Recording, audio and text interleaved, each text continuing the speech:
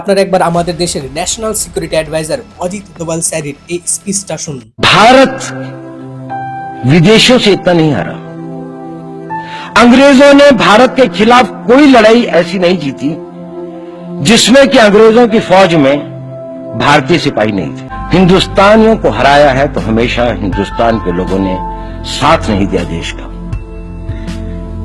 और दर्द है तो केवल इसी बात का। উনি এটা বলার চেষ্টা করছেন যে আমাদের দেশের শত্রু শুধুমাত্র আমাদের দেশের বাইরে নয়, পাকিস্তান, আফগানিস্তান বা বাইরেই নয়, আমাদের দেশের মধ্যেই রয়েছে যারা ভারতের ক্ষতি করতে চাইছে। এবং রিসেন্টলি মালদার মোথাবাড়ি, কালিয়াচক বা এই সমস্ত জায়গাতে যে ভায়োলেন্স দেখা গেছে।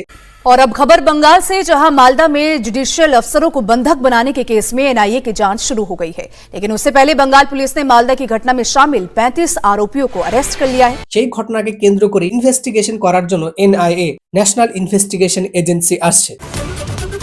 মোথাবাড়িতে বিচারকদের উপর হামলাকাণ্ডের তদন্তে মালদা যাচ্ছে এনআইএ টিম। কেন্দ্রীয় বাহিনী নিয়ে ডিআইজি নেতৃত্বে রওনা।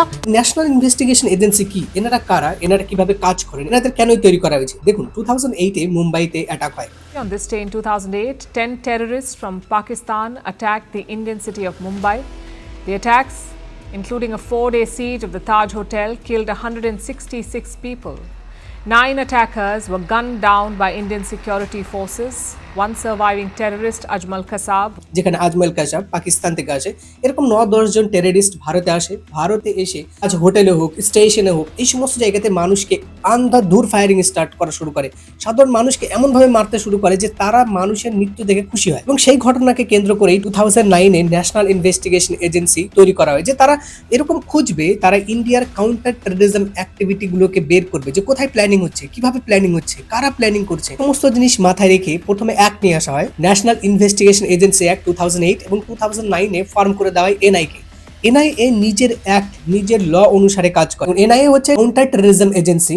এই এজেন্সি কোনো ব্যক্তির উপরে হোক, কোনো সংস্থার উপরে হোক, বা যে কোনো কিছুর উপরে যদি কেউ এরকম কোনো অ্যাক্টিভিটি করতে দেখা যায় যে ভারতের মধ্যে থেকে ভারতে শান্তি ভঙ্গ করতে চাইছে, বা ভারতের বিরুদ্ধে ন্যারেটিভস ছড়াচ্ছে, বা টেররিস্ট অ্যাক্টিভিটি করছে, বা টেরর ফান্ডিং করছে, কোনো অর্গানাইজড ক্রাইম করছে, এই সমস্ত জিনিসগুলোকে নিয়ে অ্যানালাইসিস করা, রিসার্চ করা এবং ইনভেস্টিগেশনস করার কাজ এনআইএর।